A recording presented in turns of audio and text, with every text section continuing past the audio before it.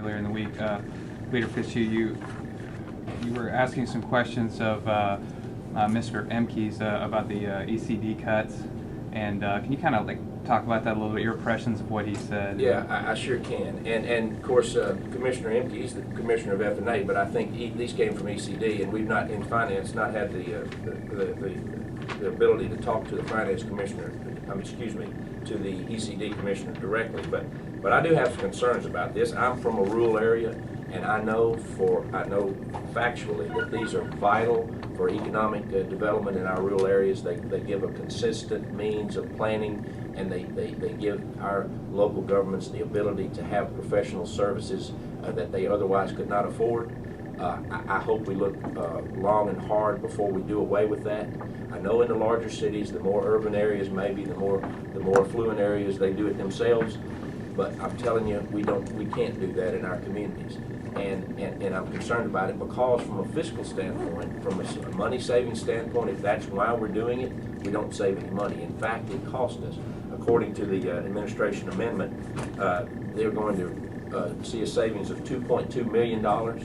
Actually, cities and counties pay in $1.7 million. And in addition, to do the new regional planning that they want to do, they're going to add $750,000. So, in other words, it's going to cost, and we're going to lose $2.4 million for a savings of $2.2 million. So, from a financial standpoint, it doesn't make sense to me. Now, some of them in the governor's cabinet say that's not exactly right, but that's what's on paper. But the fact of the matter is, even if it's $200,000 or $300,000, I'm sure these cities and counties would be amenable to paying a little more of that fair share to keep these vital services going. So yes, that's a concern going forward in the budget that I hope we can work through. The whole makeup of what they're doing with the economic community development is a total departure from what the Bredesen administration had, which was arguably probably one of the more successful tenures as far as attracting jobs and businesses in the private history of the United States. We've had a good run in the last few years of attracting businesses to the state. Really high-end businesses with good jobs and paying benefits and things like that.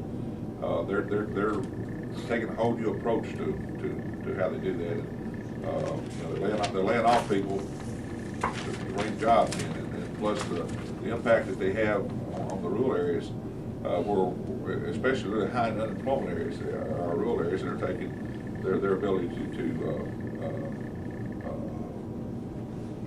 well, they just can't afford to do what they're currently doing without the state's help. As Leader Fitzhugh talked about, we're really disturbed about the whole direction with the economic community development they're taking.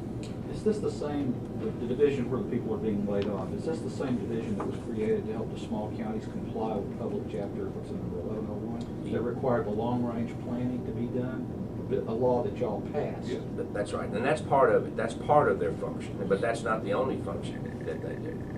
And certainly, to have this infrastructure and consistent throughout the communities is important for when we have the ability to retain or attract jobs. And one of their approaches on this is they're going to kind of they say they're going to try to help existing businesses here in Tennessee, and that's great. That's noble effort. But the Bredesen administration did it too. But you just don't hand out money to people that's not doing anything. Anybody who expanded, who was going to bring jobs in, the Bredesen administration worked with existing businesses already. But the Bredesen administration went out and aggressively recruited people, and this administration here is not going to take the same line. They're going to kind of like, you guys come to us type thing. So we're concerned about that. And the governor and staff say, well, the governor did, and I think Commissioner Emkes said that this could be taken over by the private sector, or that there would be some type of regional planning done. We just don't think that's going to work. And that's just from what I hear from local governments that use and appreciate the service and are willing to pay for it. And I haven't asked, but I would suspect willing to pay a little more if that service could be preserved.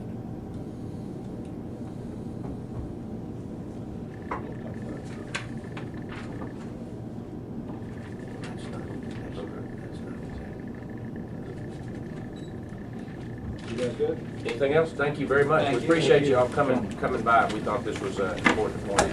Thank you. Thanks, guys. Good job. Usually do improvement.